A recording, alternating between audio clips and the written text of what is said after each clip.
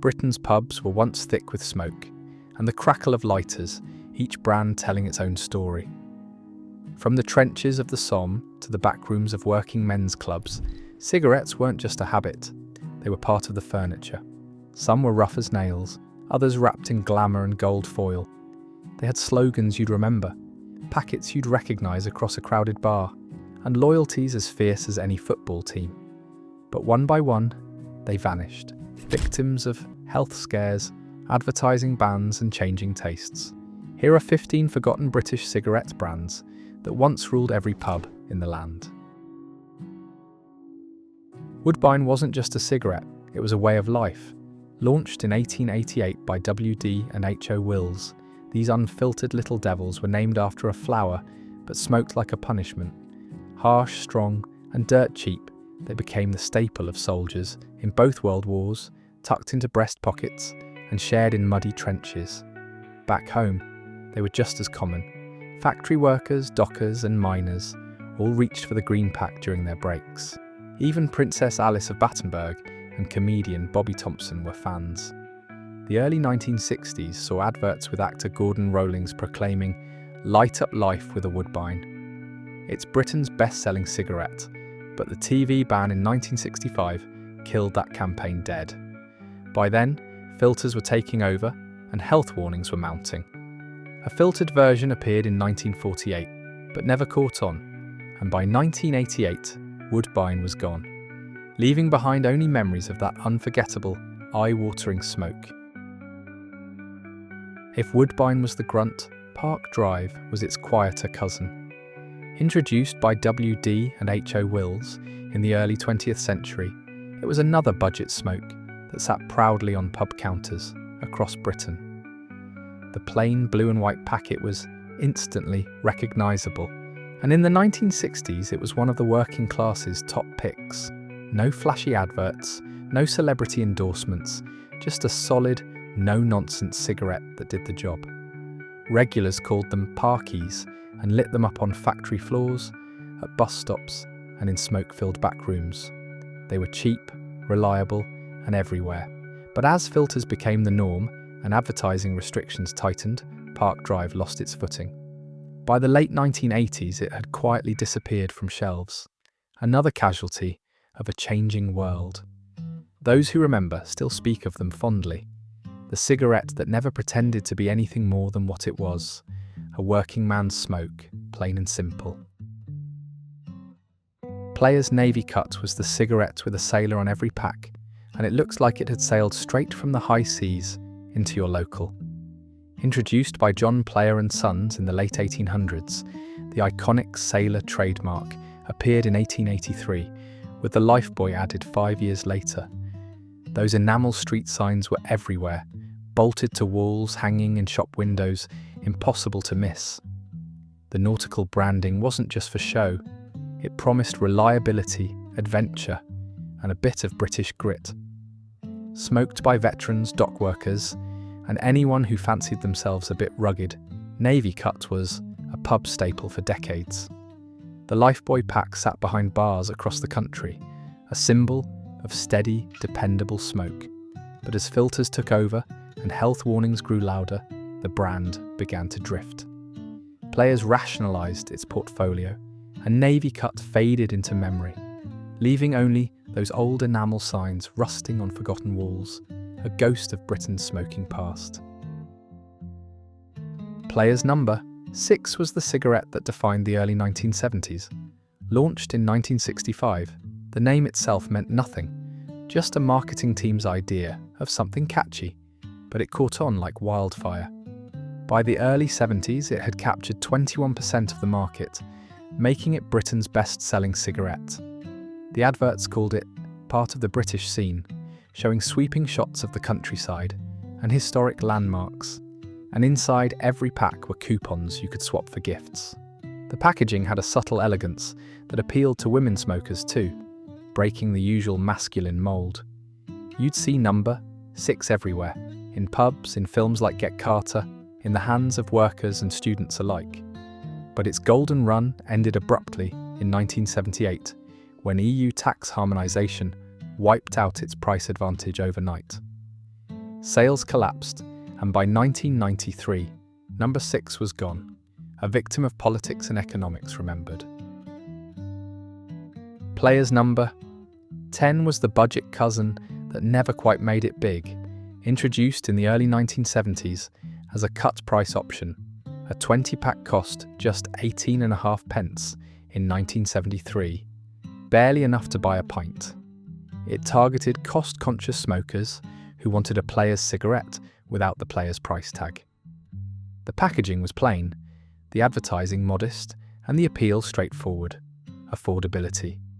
You'd find them in factory canteens and corner shops, tucked beside more glamorous brands. They even came with cigarette coupons, though few bothered to collect them.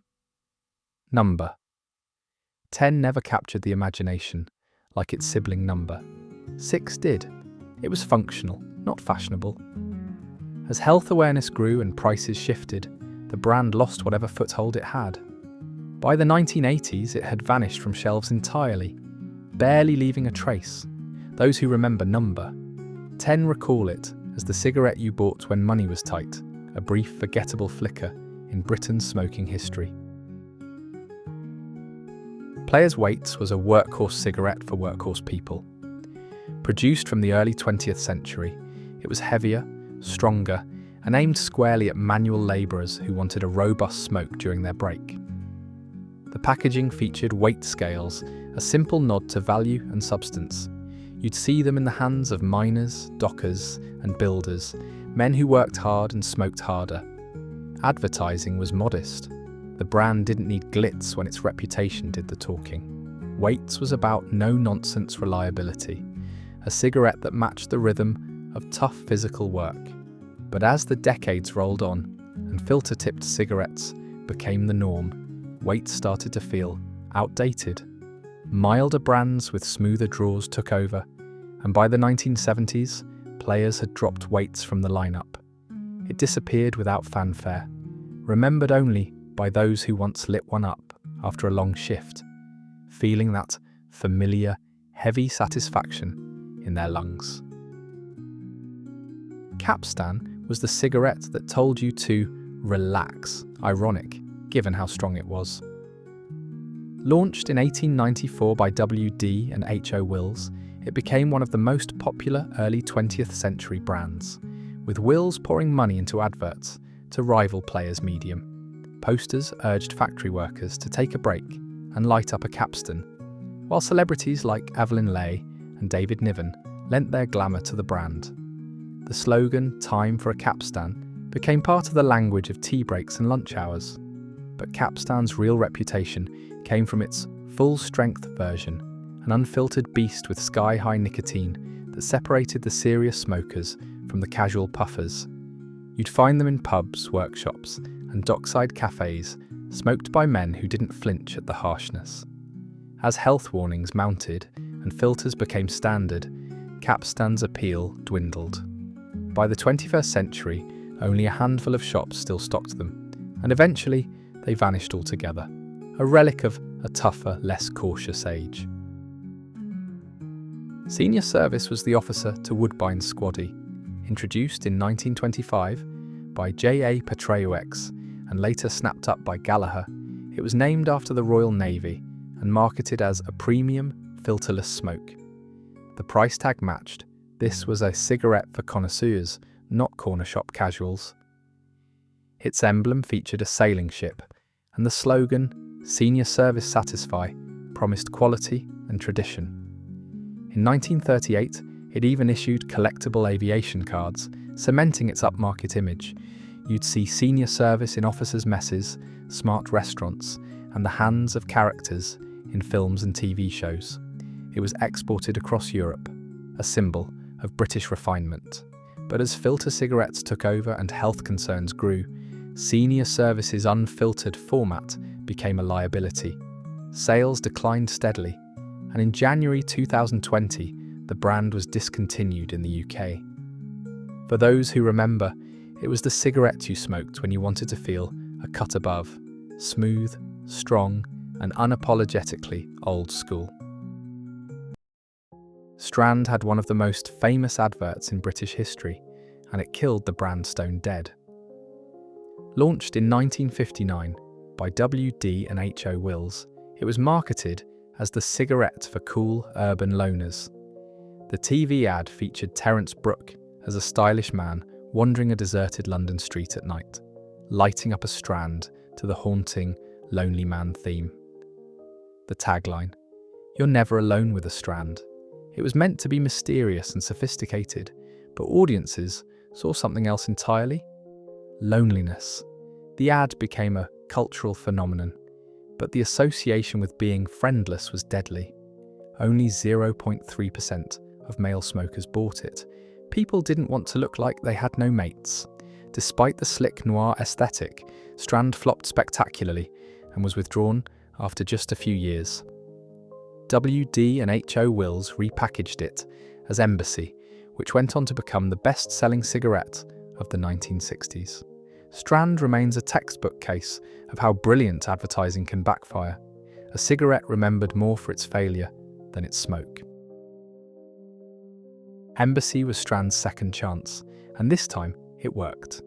After the Lonely Man disaster, WD&H Wills rebranded the cigarettes in the early 1960s, but with a crucial twist. Embassy was about being popular, not solitary. The TV adverts showed a bloke at a party pulling out a pack of Embassy and suddenly becoming the centre of attention. Combine that with a generous coupon scheme, collect enough and you could get household goods, radios, even furniture, and Embassy became a runaway success.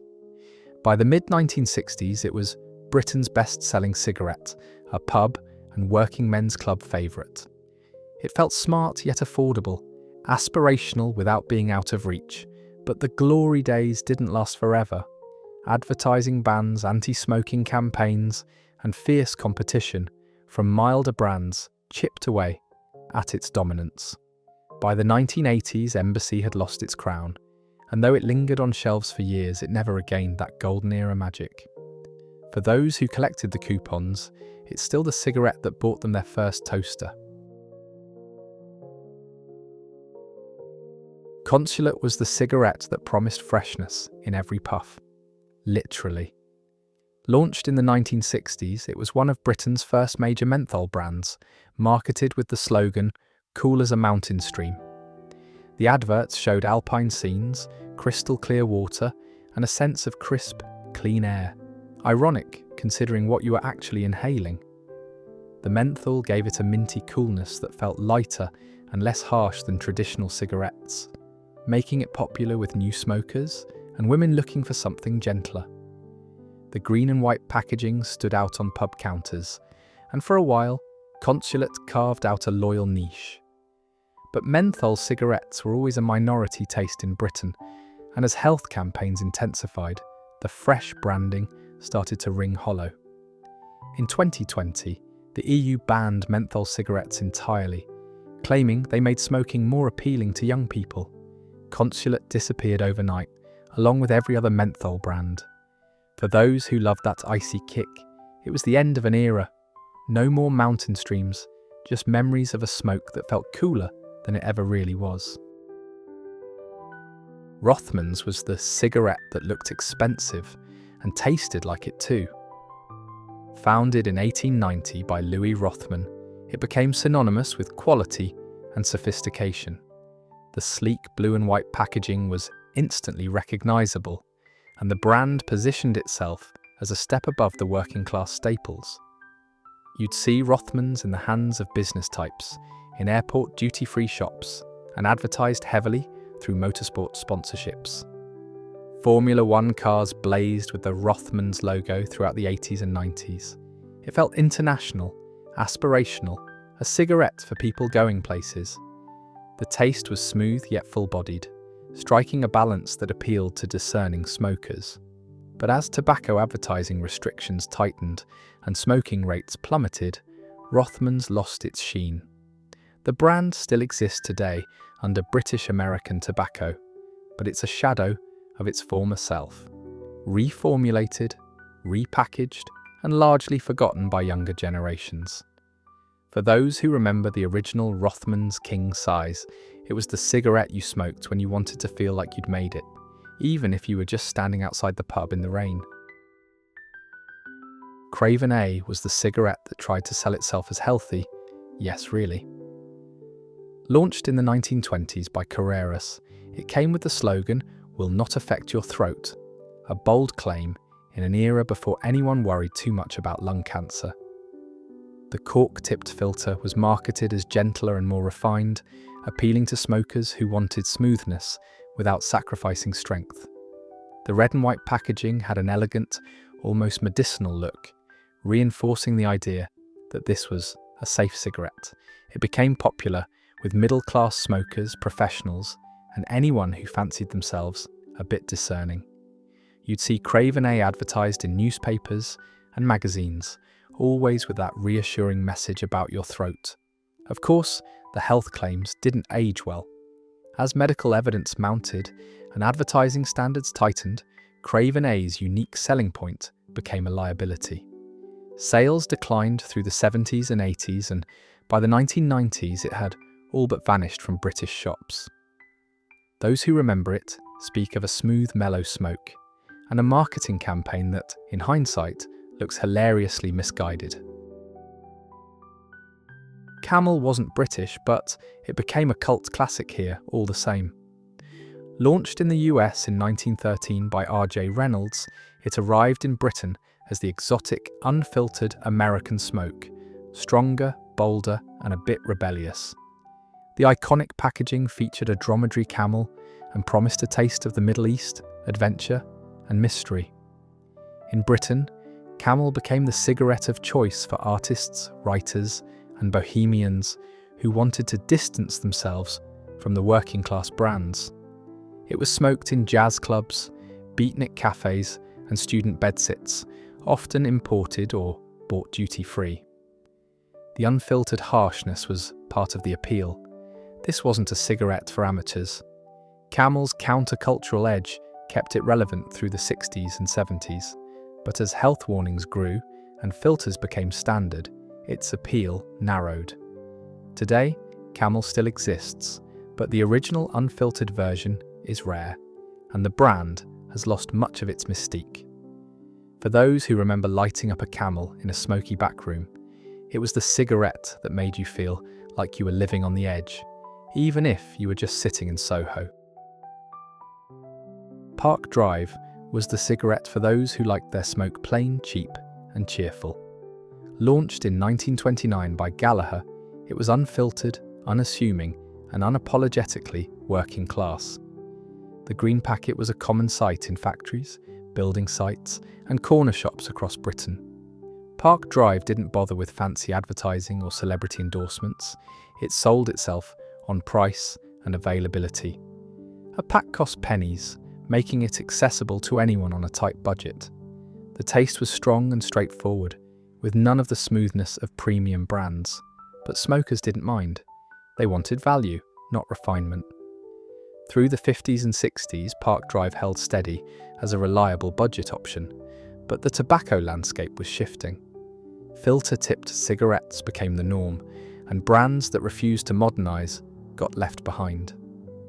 By the 1970s, Park Drive was looking outdated, and sales began to slide. It was eventually discontinued, though a tipped version limped on for a while longer. For those who smoked it, Park Drive was the no-frills cigarette that did the job. Nothing more, nothing less.